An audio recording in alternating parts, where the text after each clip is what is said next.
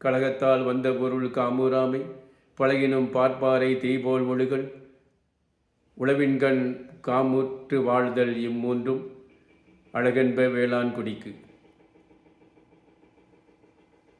தீய வழிகளிலும் சூதாட்டத்தினாலோ கிடைக்கும் பொருட்களை விரும்பாதவர்களும்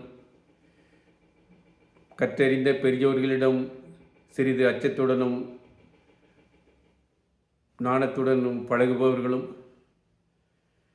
வேளாண்மை விவசாயத்தை நன்கு விரும்பி செய்பவர்களும் வேளாண் குடி மக்களின் குணமாகும் என்கிறார் நல்லாதனார் திரிகடுகத்தில்.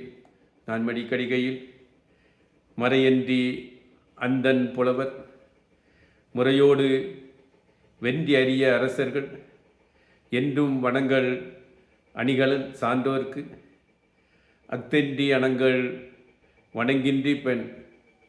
அதாவது சிறந்த வேத விற்பனர்கள் வேத நூல்கள் அனைத்தையும் நன்கு அறிந்தவர் புலவர்கள் ஆவார்கள். நல்ல ஆட்சி புரியும் தன்மையை தெரிந்தவர்கள் அரசர்கள் ஆவார்கள்.